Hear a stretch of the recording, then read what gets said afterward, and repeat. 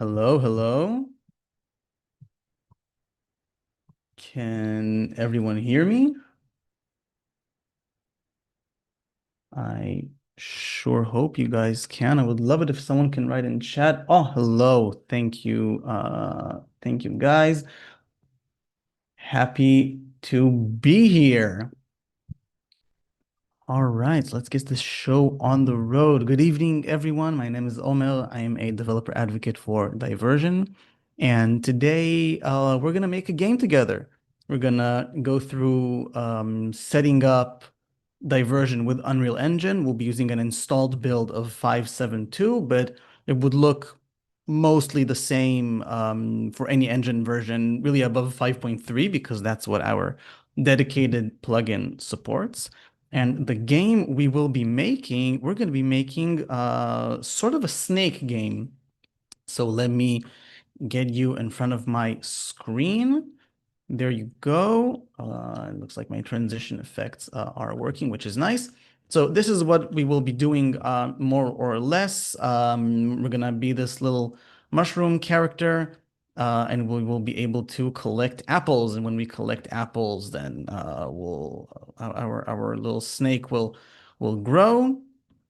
And if we collide with ourselves, then we will lose, and the game will just throw us out.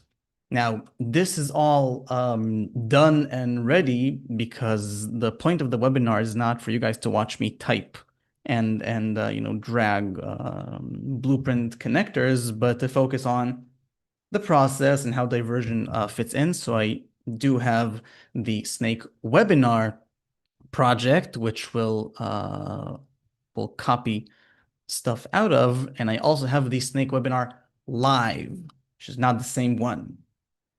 So let me run this. And while this is getting set up, has anyone heard of Diversion before? Is using Diversion maybe in one of your projects?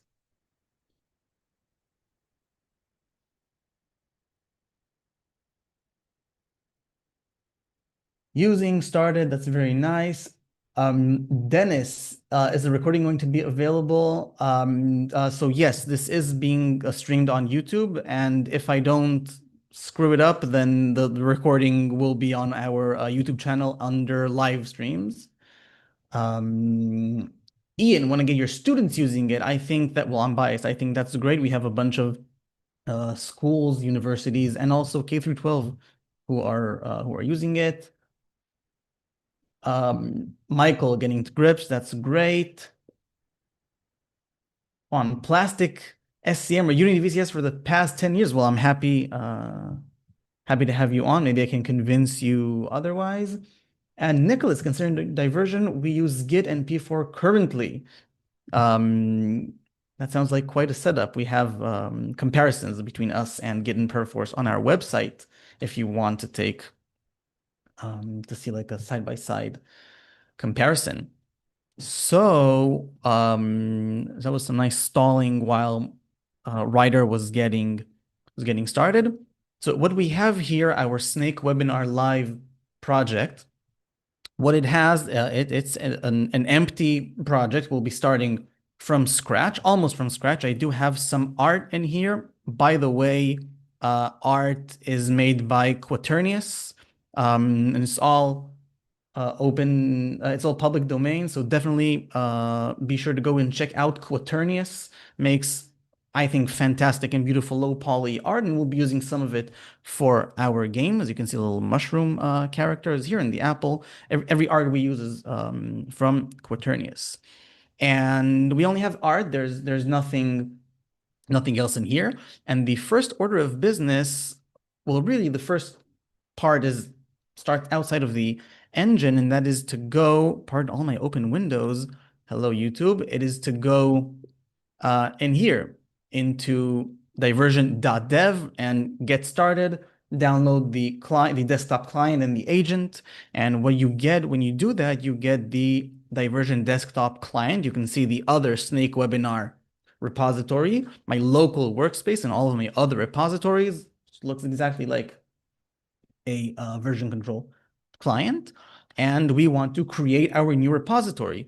And before I create a repository, I see a message in chat, eager to learn about your product. I have really complicated VCS workflow and enterprise software development space, plus a separate Unity game development. Well, like I said, I hope I could convince you to at least take a closer look and give us a try. Great free trial for 21 days, no credit card required, so you can always just go for it. So first things first. Oh, and sorry, before I continue, by the way, we also have a Unity plugin, brand new in open beta, so you should also check that out. So, Dennis, the name of the YouTube channel, it's Diversion Dev. Uh, or am I? It's diversion.dev. That's us. Diversion effortless version control. That is us. And here we are live right now, which is nice. So back into the desktop client. So I want to create a new repository. Of course, first order of business. And I could just go and create and find the folder and do it from the UI. If I have a Git or Perforce repository, I can also import it with the history, without the history, depending on exactly what you want. But right now, we're going to do something a bit different. We're going to go and we're going to use the diversion plugin, which is right here. So I'm going to enable it. And I'm going to restart from writers. Let's restart right over here. And what that's gonna let me do is gonna let me do a lot of my work from within the editor with our very nice dedicated plugin. Like I said, supports versions 5.3 and above. Oh, that is, excuse me, another editor was open. Don't you guys just love it when there are tech issues during a live demo? Isn't that great? Here we go. So we're gonna have the Snake Webinar Live project pop back up in just a second.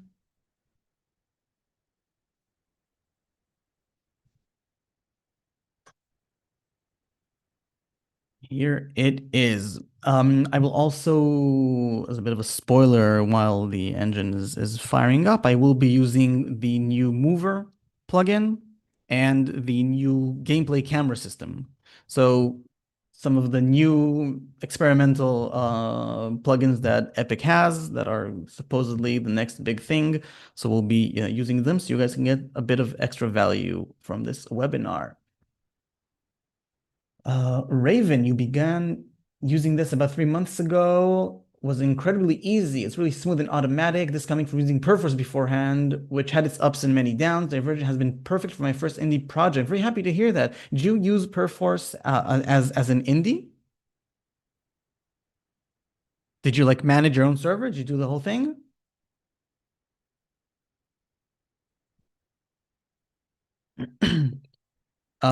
So with a different team, yes, I understand. Yeah, that also a common story that we hear. So like I said, now that we have the plugin enabled, I can go down to revision control and say connect to revision control. And since the plugin is enabled, I have the diversion option as a provider. If I click on it, then it's gonna recognize where I am and it's gonna offer me to initialize project with diversion. Now, I want to emphasize this. This is a clean, fresh repo. This is not an existing repo that I'm gonna now connect to. This is gonna be the speed in which it actually happens. So I'm just gonna say initialize project with diversion. And there you go. It's syncing in the back. We're set up, by the way. The repo exists, so it's syncing in the background. If I hop into the client, I can see both the local clone, and it's already syncing all of my changes. And I can also see the remote repo that was created just now. If I go in here, everything is already ready and set up, and we see everything here. I have a dv ignore that comes pre-configured for the big three engines, so Unity, Godot, and Unreal. You are just good to go. I will add just a small thing to it. I will be ignoring binaries for this example, of course, with your UGS binary syncing that has all of its own implications and actually the idea files that I don't want. So now that I edited the dvignore file, it's gonna take a second to resync. And there you go. So I can already see and hear only the things that are synced and that have actually already been uploaded to the Diversion servers. You can see I have the side-by-side text diff here, and I can say empty snake project with art, right? My commit message. And if I want to, I can, right, I won't be shelving my first commit, but I could shelve if I wanted to. Right now, I will just commit. So we have nothing. We have the open world map, and we have a message from Ian. You enjoyed using it on personal project. You use GitHub Enterprise on campus, but you want something that's more Unreal friendly, and Perforce won't talk to us. Well, I'm sorry to hear that. My face cam is a little in the way, you say. You know what? That is actually right. So let me get myself away. So if I do this, great.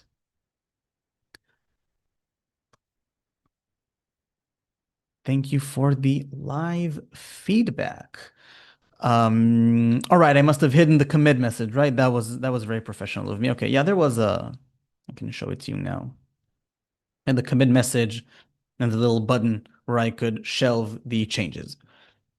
So let's start by creating a level. That's going to be the level that we will be using. So under a maps folder, let's create a new level, just a basic level, which I think we will call, let's call it, right, LVL grass, because it's going to be our grassy level as opposed to all the different kinds of levels that we will have in our game. And I can see now if I go into revision control button here on the bottom right again, commit changes, I can see that the folder and the level have both been added. So let's say, right, adding grass level, and I can do that from within the editor using the plugin as well. When you create a new level using Unreal with any kind of version control, by the way, the first thing you want to do is to make sure that under world settings, you have the use external actors toggled on. In this kind of levels, it's off by default. If I remember correctly, in the open world levels, it's always on by default. What this does is it changes the level so that each actor in this level is its own different file, its own separate file. It's called the one file per actor system. So as you can see right now, what I'm going to do, I'm gonna change this in just a second, right? How about we make it just a tiny bit smaller, right? So I can just shrink that a bit, right? And now when I save, the level file changed. So this means that no one can really collaborate on this with me, because if someone else were to go in and make changes to this level, we would override each other's changes. But if I have use external actors on, it's going to actually ask me to, it's going to convert the actors to external packaging. I'm going to say, of course, yes. And now each of these actors is its own new file, right? And it's gonna have 10 unsaved files here on the bottom. So I'm gonna say save all, and now it will mark it should mark the level as having been changed because we changed it, right? We transformed it to use external actors. Now when I commit my changes, right, converting level to external actors, Now, if I go and make like the same change, right? What was that? 8? Let's bring that back to what it was. And I save right now, you'll see that the level isn't marked as modified, but only the floor is. So the item has been modified, and we can see it um, in here or through the app. It's only the floor. You see, it's its own actor. So restoring floor size, and other people could have collaborated on the level with me, and we wouldn't have overridden each other's changes as long as we don't literally change the same actor. Michael, does using external actors have any other implications? So it creates under content, it creates the external actors and external objects folders, and that's where all of the extra files live. It turns the level to actually be pretty empty. So this should stay as a pretty small file. Ian, so if that was left untick, would it not include them with the commit? Yes, I could commit partially. I can commit only part of the files depending on what I want to do. So that's the external actors thing. Michael asks if I can do exclusive checkouts on these actors. Actually, I don't have to when I use diversion. It's a great question. I'll show it to you in just a second. We do it, we solve the same problem, but differently, and of course, I think better. Show it to you in just a second. So let's create our first code file. So let's create, let's go right over here. So we'll create our pawn, our main pawn. So under, well, it'll be our, right under snake, let's use a pawn, and it's going to be our snake pawn. And for the snake pawn, right, as I said, I do apologize. I will just copy some things over because otherwise it would just be very long and verbose. What we're going to do is we are going to copy over all of the mover component setup. So we are going to have our mover component. Right, so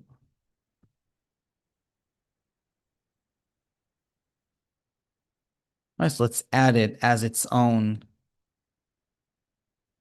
That wasn't it. This was it. So I'm going to use the mover component, and I will have to include it both here and as part of as a dependency in the build file. So let's go into build file and include mover. That's great. And let's rebuild.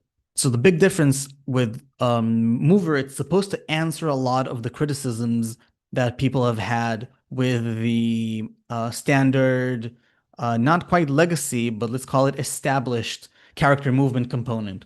For example, the most prominent complaint is that it forces you to use a capsule as the base for your character's movement. And if you want a character that doesn't fit in a capsule, then you're sort of stuck with it. So you would either have to set up everything as a pawn separately and manage all of the movement logic from scratch yourself, or to just get creative with the shaping of your capsule, essentially making it into a sphere. So first of all, the mover works with actors as well. It's with anything. And it also makes it much easier to configure new kinds of movement modes. It would be kind of difficult doing it with the character movement component. Oh, that is great. Our build is failing because I only deleted some of the methods. Let's do this. So yeah, so creating custom movement modes if you wanted to zip line, or if you wanted to slide, it would be difficult to do it with the character movement component. And with mover, it is supposed to be easier to create and switch between these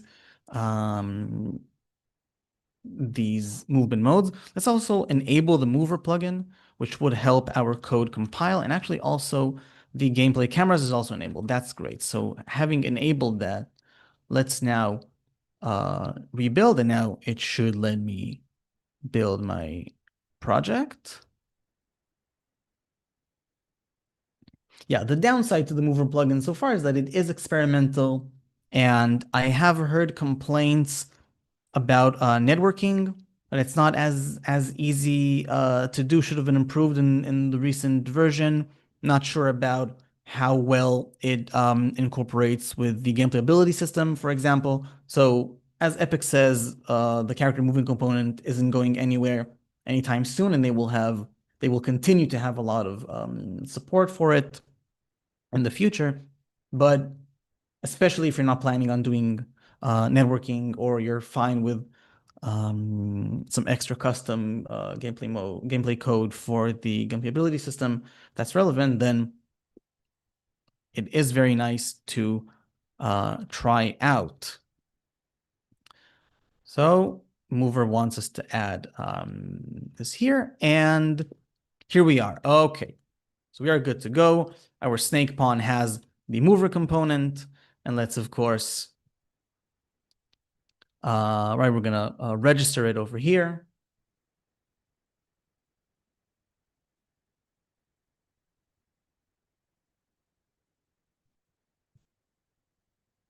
Right, so right, we want to create the default sub-object, and we want to implement an interface that is required to work with the mover plugin. You want the iMover input producer interface. So our pawn will be producing input for our mover plugin based on, well, what we tell it to do, what kind of things we want it to do. So the method you need from the mover input interface is called the produce input implementation, which we will now implement. We don't need the base call. And what we want to do, first of all, just to try things out and see that that it works, our code will look like this.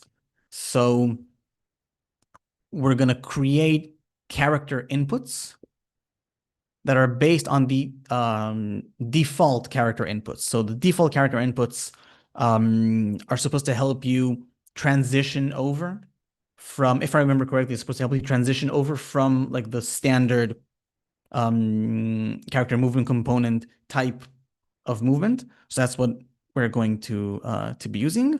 And we're going to tell it that our directional intent is to our current facing direction. So our current facing direction is a vector that we will have here. And for begin play, we're going to set it, the current facing direction, to the get actor forward vector. So wherever we are, we just want to go forward. Let's compile and go back into the editor. Let me see you guys again. Great, live coding will be done in just a second. That's great. We can, in the meantime, start with our blueprints folder, where we will create our game mode and the snake game mode.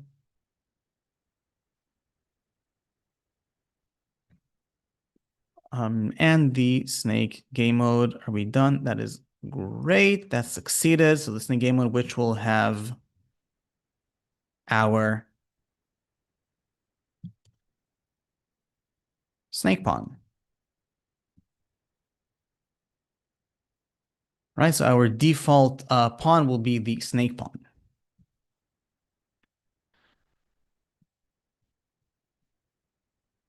And set the game mode to be snake game mode.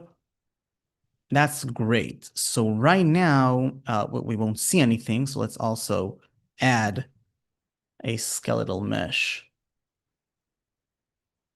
which will be the mushroom, which is kind of big, right? Let's rotate it to face. And for simplicity's sake, it will only be jumping, which I think is kind of cute, I have to say. If I did everything correctly, oh no, sorry, one last thing. In our movement component, in our mover component, we want to configure our movement modes.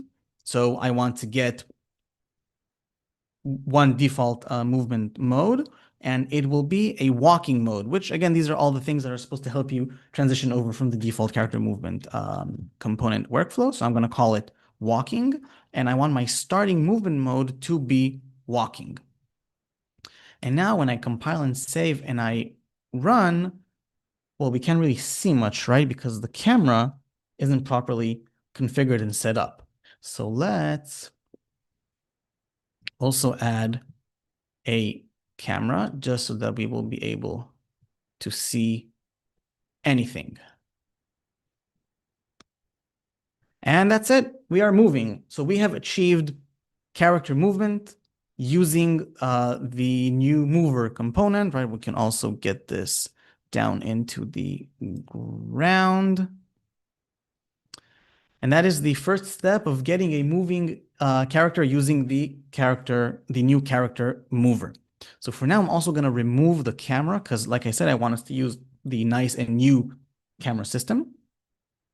And what we're going to do now, well, we want to commit all of our changes, all of the great changes that we made. So if I go into my revision control here, I can click on commit changes and I see everything. And it's a bit of a combination of both blueprints and code. So I could do a bit of a combination. So I could review my code here using the diversion. Let's set my directory. Great. So the diversion writer plugin. So I can see everything, see the changes I've made. Right, I'm happy with it. Right, I enabled the plugin. I'm happy with everything. And in my content, I really just created stuff, and I know what's there, so I can commit even through here. Again, looks absolutely the same. So adding snake that only moves forward. How are we with time? We are fine. So the next order of business would be to set up the input and camera systems. So for that, I want to show you, in following Michael's question from earlier, I want to sort of simulate working in a team. So we'll be using feature branches in my team. That's me, myself, and I will create a new branch. And I'm going to call it feature input. All right, let's do input. So I want to be able to actually move left and right. And now I'm on a new branch, and here we use lightweight branching. So this was super fast, just changes a pointer, so you don't need to copy anything over. So more like Git than like Perforce. And from inside the editor as well, if I mouse over, I'm already on the feature input branch.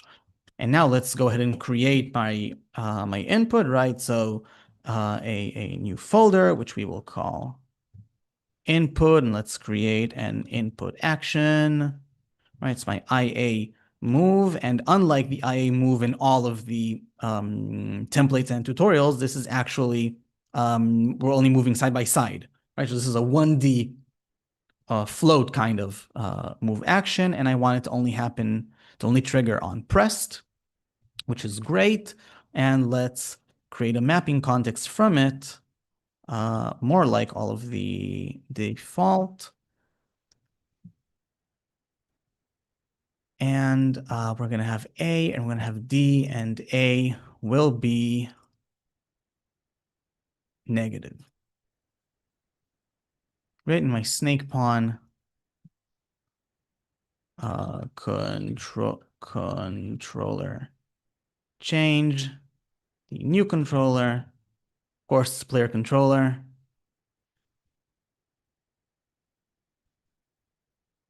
And I want to add my default mapping context, which is very nice.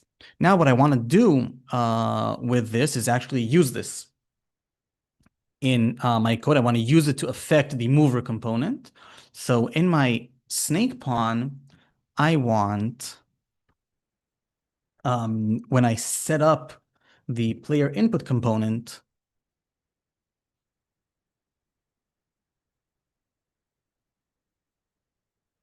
I want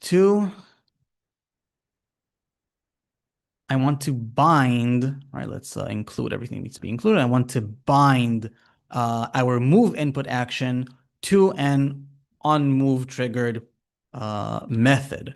So let's also create the method, right? And we'll see what that does in just a second. And the move input action, let's create a field for it.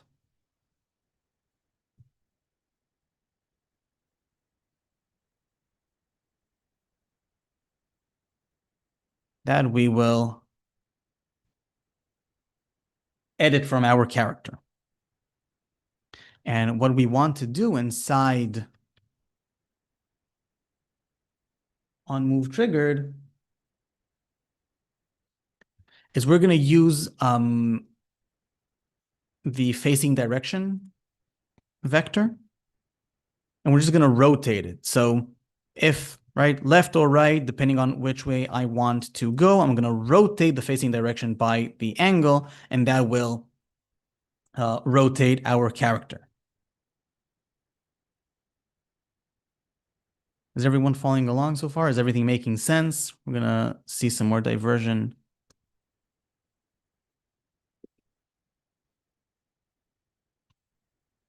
Some more diversion action in just a second.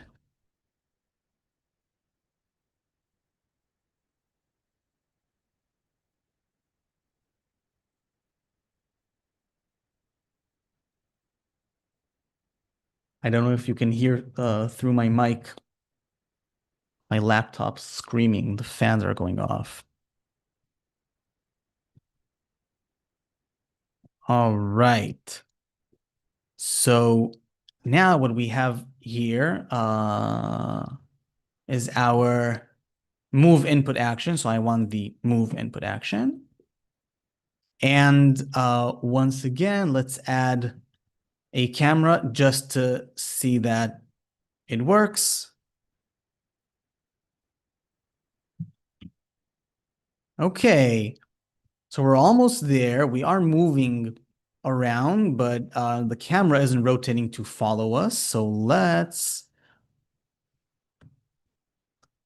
so what do we need for that? For that, we need some tick work in the setup that that I have prepared for us here. So on tick,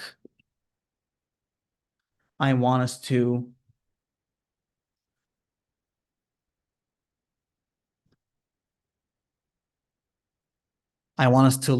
rotate to where the controller to rotate the controller to wherever the actor is, because the mover component is just moving the actor itself, because as I said, it works with actors and not just with characters or pawns. You can put it on anything. And now when we go, almost there.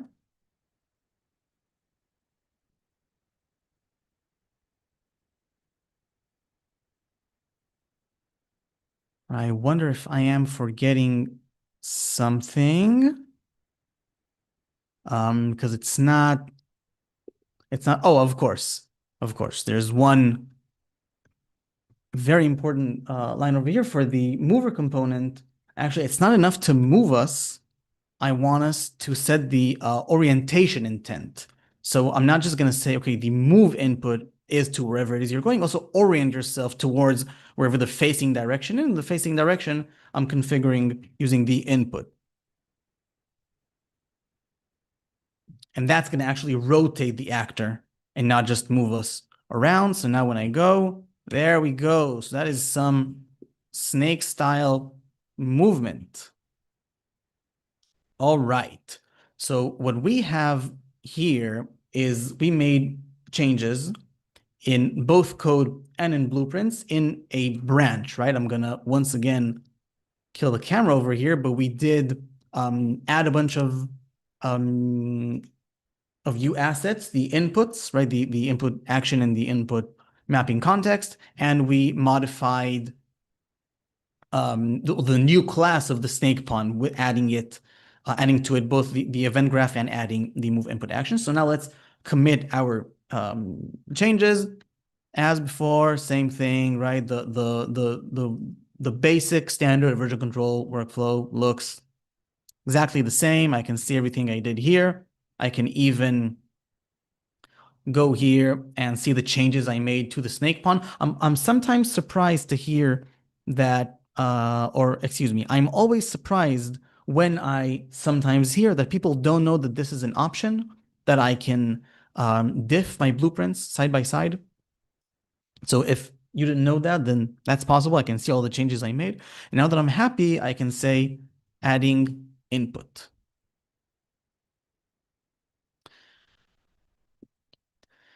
And now if I go back into the app, I can see, first of all, that this new commit is on the Raven. You did not know that. Well, then it's already good that you came. So I can see that this is on a new branch, and I can even go to the branch graph and see everything that was done. Right now, it's not very exciting because it's just me branching with myself, but you can imagine 5, 10, 15, 500 collaborators working on the same project. And this can get extremely, well, first of all, complicated and also extremely beneficial because you can know who's working on what with a higher degree of certainty.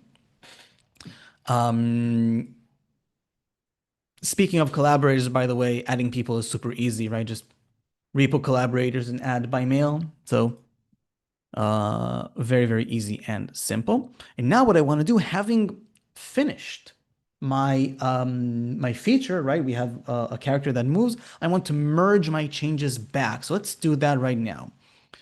So merging is very easy. I'll give you a spoiler. What I'm gonna do is I'm gonna right click. I'm gonna say merge. It's gonna be very straightforward. We'll see it in a second. Question from Raven: Can a collaborator make a branch on their own? Absolutely yes. Branches, unlike I don't like trashing the competition, but unlike Perforce, you don't need any kind of special admin privileges to make like reasonable actions. So yeah, you can make anyone can make a branch, and no pricing plan is limited in the amount of branches you can make. So you can go nuts, or you can go according to whatever fits your workflow and whatever is convenient for you and your team. So the first thing I'm gonna do is I am gonna switch back into the main branch for a second. So I'm gonna super easy, right click, switch to branch. That's great. And you can see that the other commit disappeared from my history because I'm on a different branch. So it's not a part of my history. And in the editor, I can still see the earlier version, right? In the main branch, this is not what this file looks like. This is because of the way that Unreal works with files. So you have the files changing, and you can even see in the pop-up message here that some assets have changed on the disk, and you need to reload them. So the Diversion plugin is really useful in that it prompts you when something like this happens, so I can reload my changes, right? And it knows that it was the snake pawn file that was changed. So that's what it closed in order to reload it. You can see the input folder is empty, by the way. And if I go into blueprints now, if I want to, for example, if I'm another team member working on a different branch, I get this weird exclamation mark on the snake pawn, right? That's the blueprint I modified. By the way, I can also see it if I go here. See the same exclamation mark. And what that is telling me is that someone else worked on this file. Someone else made changes. Michael, this is for your question. So I know who, right? I can see who made which kind of file, when, and on which branch, and that the change has been committed. And this is without actually locking your files. So other solutions for this that help you prevent binary merge conflicts actually set your file system to read only, and then you're sort of locked in to only work through the version control system. If you just want to open a file just for a second to see something, to tweak something and to go back, that can cause a lot of issues down the line, can force you to reconcile your entire workspace, and that can be a bit of a hassle. We don't do that. We use our sync mechanism that knows when changes are happening as they are happening. So the moment someone changes a file and saves it on disk, the diversion agent knows that the change is being made, and it can alert and notify other agents, which are other collaborators, other workspaces, that changes are being made, even before the file was committed. So I would have gotten the same warning even if the file hadn't been committed. And this is what we call the merge warning notification, right? It's a nice warning. It just warns you that you could have a merge. But when you use our plugins, which is either the Unreal or the Unity plugins, we have a bit more control over what's going on. So I can actually prompt you. So when I try to open the file, I get a warning telling me essentially the same thing. Hey, someone else is working on this. And I can now go and communicate with that person and see if we can. Is it important? Are we going to conflict, or are we okay? Or I can just say, no, I know what I'm doing. Open for edit. And by the way, as before, this is now the correct version of the file that's on the main branch, right? So that's a super useful and valuable mechanism that really helps you not step on each other's toes and not have work overridden without being too intrusive into your workflow. And now, having said all that, with all that preface, let's go ahead and merge my changes. So I'm now on the main branch, and I want to merge feature input into the main branch. So I'm going to right click it and say merge feature input into main. And I could just go, but I could also use the review request mechanism that we have, which is essentially our code review solution. So I can say create review request, and I'm going to have to say what I did. So I can say adding input, the mushroom snake, or is it the snake mushroom, can now turn right and left. If I had other collaborators with me, I could have added them as reviewers. They would have been prompted and email in the app that there's a review waiting for them. And I can say create review. And this is exactly the kind of interface that you would expect in the code review solution. I can see which files were changed. Some of them I can't really see here. I can't really render them outside. I can get a bit of like a preview here, but for code, I can see everything that was done. I can even leave lines. I can leave comments for the entire review, for the file, or for specific lines. Good job. I really give myself a pat on the back here, but I can also for blueprints, or I could render FBXs or images in here. I would also see them side by side. I can also leave a comment on the entire file saying nice mushroom. And when reviewing the changes, I can, of course, request changes or approve or just leave a comment with a question. Looks good. And I can submit my review, of course. If you had multiple reviewers, that would look different. And I have the entire conversation recorded here. And I can, right, mention other people and have a conversation about my changes. The moment that I'm happy, I can merge the review and branch merge successfully. And I can go into the workspace and I can see this branch over here. And this warning pops up because this file is open. So I want, and I get prompted with the plugin that I want to close the file, right? Because Unreal was holding the file open and preventing the sync from working. So now that I closed the file, it did get synced, and I can see that the error disappeared from here. I can also see that I have a merge commit over here, and I can track all of the history and the changes. And if I look in here, the merge warning notification, the let's also reload, the locking disappeared because now I'm the newest version of the file.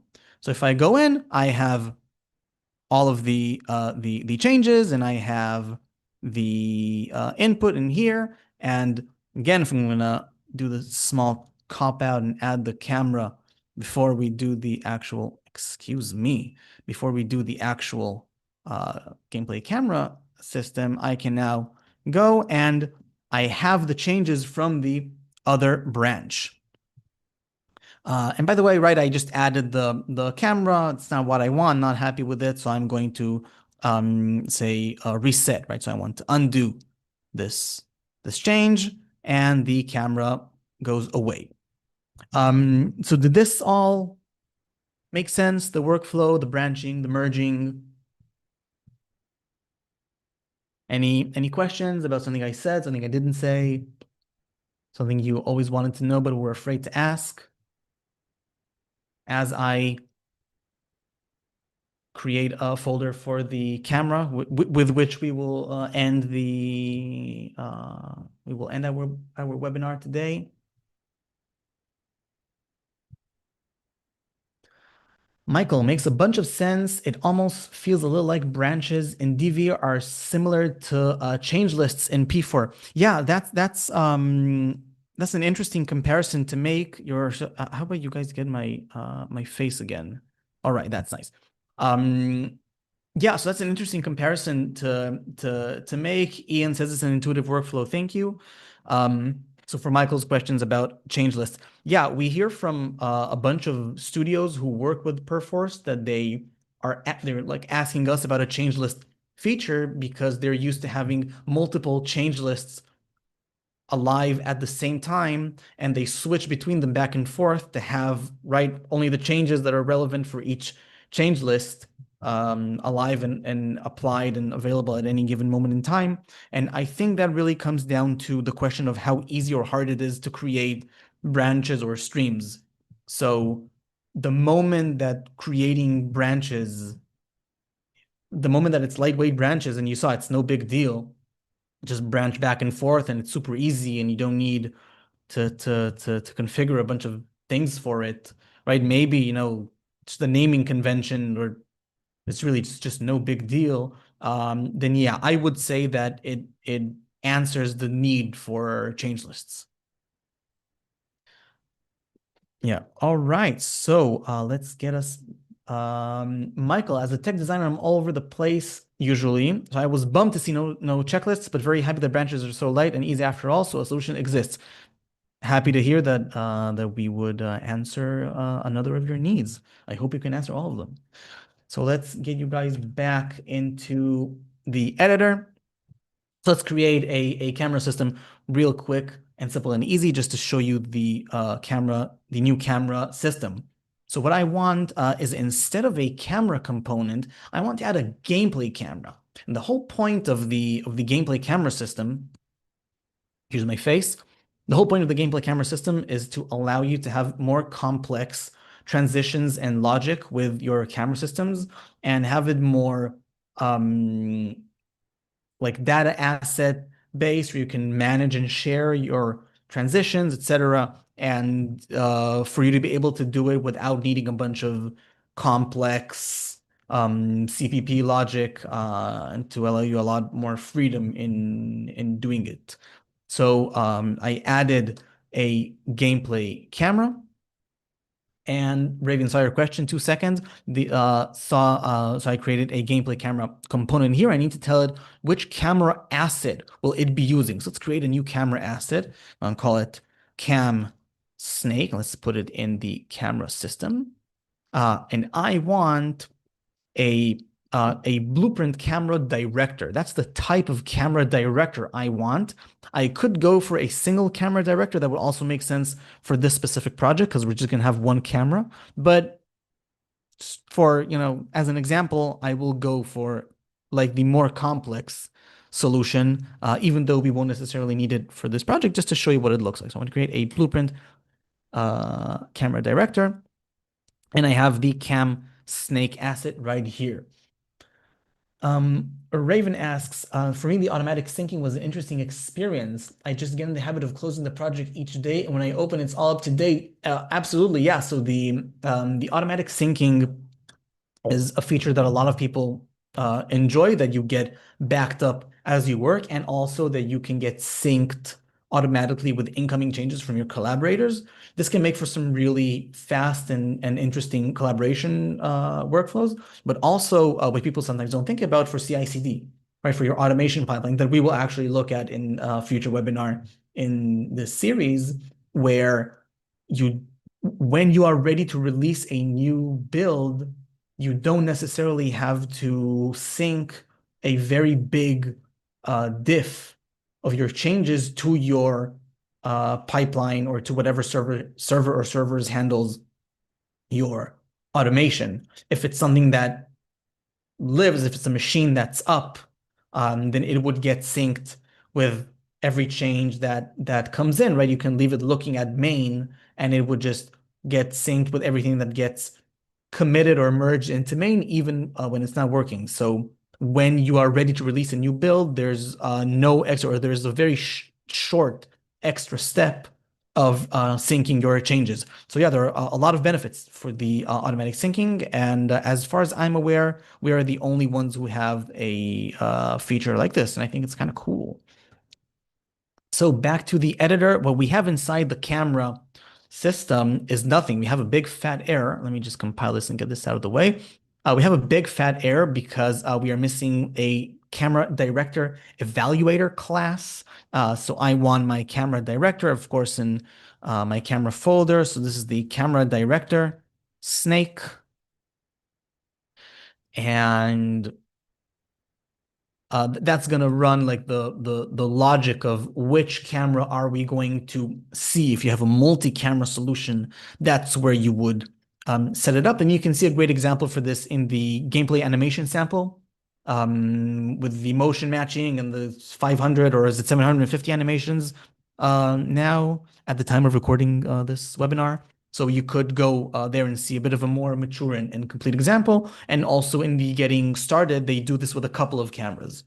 So I have my my director here, and I'm trying to compile it, but it won't let me. It just says that the camera director isn't using any camera rigs or proxies. And I can see that, well, there are camera rig assets here, but it doesn't let me go it doesn't let me click it, and there's no place for me to add any camera rigs. This, as far as I'm concerned, is a bug or an oversight in the current version. This is 5.7.2, but it's been here for a while. Yeah, you need to guess where you need to put, you need to guess how do you get to your rigs. And I've already gone through it, so you don't have to. The solution is to create a camera rig asset, which would define what our camera does, or like where it's positioned and a bunch of its attributes and characteristics. So I'm going to first of all create a camera rig, which I will call cam rig, very appropriately, cam rig snake. It could be better to call this one camera rig third person, and then you can have a third person, first person, and do really whatever you want. And this is where we're gonna define exactly what the camera does, where is it positioned, and I'm gonna build and save, and still I can't, still there's no assets found. So in order for it to find assets, you need the camera director to have somewhere in it to have a reference to your damn camera rig. So I'm going to write the really only the single line of code that we will have in our camera director for our simple use case, which would be activate camera rig. And when I tell it to activate the rig, and I'm going to select our rig, and I compile it, then now suddenly I can compile, and now we are connected. So this is, as far as I'm aware, this is an issue that is alive as of 5.7.2. So what I want to do now is I want to take the camera rig and I want to, well, do something with it. Right now it doesn't do anything. Right now it lives right up our snake pond's root. So I want to start first of all with a sequence node, and I'm going to get a boom arm, right? Similar to the spring arm, boom arm, you know, from the third person templates, the older ones. So I'm gonna build it, and I want to set the boom offset. And what I want to do for that, it's kind of hard to see what I'm doing. So I'm going to drag into my level a snake pawn, and this is our great camera view. Let's pin this for a second, and I can now use this to see where I can position the camera. Great. So well, that's kind of right. And oh, it looks like I'm taking it forward instead of back. So let's take it way back. Right, that's great. So something like this. Does this look nice? I think that looks okay. And let's also add an offset node. And in the offset, let's get the rotation. And I want the pitch, right? So I want to look, excuse me, do I need to compile this first? Yeah, there you go. So I want to look a bit down. And now we can just sort of tweak it and see where we want it to be. And here we have it, right? So let's get this guy out of here, and here we go, and there we go. And this is the camera system that, for whatever reason, is right now not following me, even though it really should be.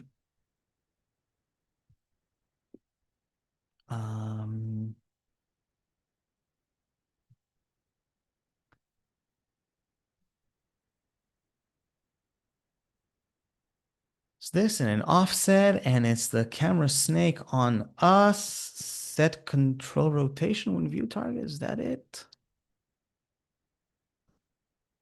No. Okay, so I must be missing something. We are an hour into the webinar, so I will use this technical issue. As you saw in the real game, that it actually works, and I do know how to do it, but I will use this slight technical issue as an excuse to wrap up this webinar that's getting quite long.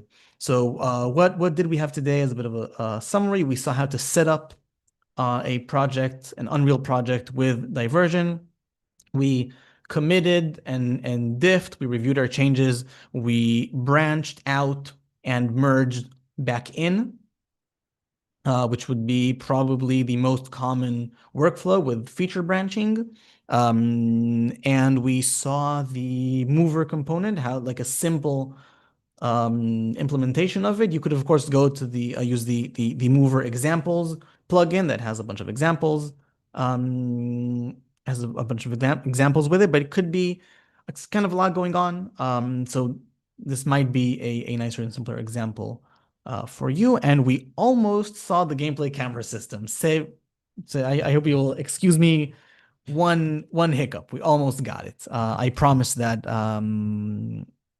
that for the next installment of the webinar, the camera system will be good, and I will show you what the mistake was. Ian wasn't expecting to go into the new UE5 features. Interesting and helpful. Thank you. That was, and Michael as well. Thank you. That was my intention to give you guys some extra added value. Michael, be reminded you can make an IMC from an IA. Yeah, so you had that, and who was it? Raven that wasn't that didn't know that you can diff. Yeah, so this is it's a fountain of information here, guys. And Raven tip revert is not is reset. Yeah, so the terminology that we use is kind of similar to everyone else's, right? You can we use reset changes to undo your current changes, but also we also have a revert option, which is for when you want to go back, right? So if I right click and say undo this commit, this would be the reset. But if I want to go back multiple commits, that would be revert to this commit. So we have the revert, reset, and undo depending on where you look. But yeah, if you're coming over from Git, then revert is reset. Are there any other questions? Any other comments? Anything else you guys would like to add or to say?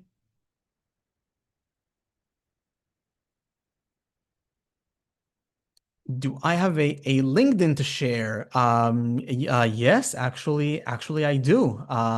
You know what? I will tell you what, Raven, I've been doing these webinars for Diversion for a while now, and you are the first person ever to ask me for my LinkedIn. So, buddy, you're gonna get it.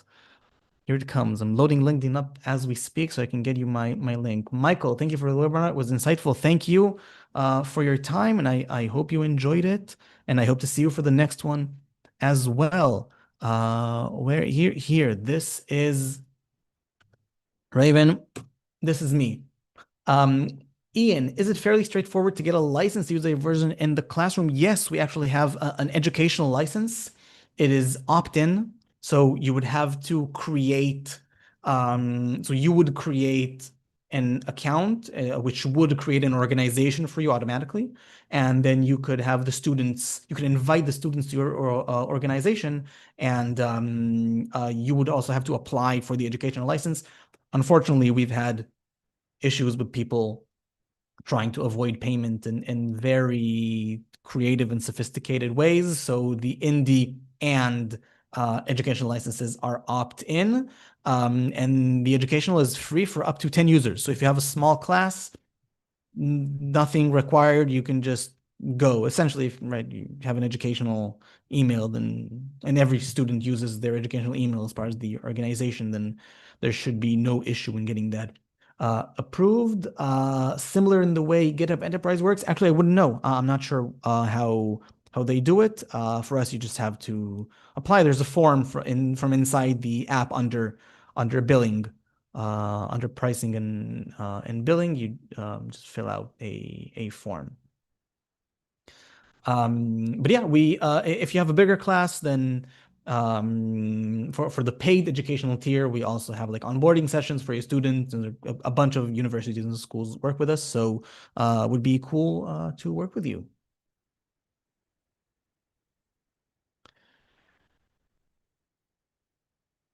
All right, guys. Well, thank you very much for your time. For the life of me, I don't remember off the top of my head when the next webinar is, but it will be the next installment in the Make a Game series. It will be on our website. So be sure to tune in and check it out. We'll be doing some DevOps work. We'll be setting up a pipeline. We'll actually be releasing a version of this game live. So I think that's gonna be cool. I think that might be the last one. So I'm not sure if we'll have a third one. We might just have a two-parter for this one. And once again, thank you. You did not receive my link. Here is mo. Hold on, I'm gonna copy it. Got it. So I will be. Did I get it? Got it. So I'll be reaching out to you. So good evening to everyone. And once again, thank you very much for your time. And I will be seeing you in the next one. Bye bye.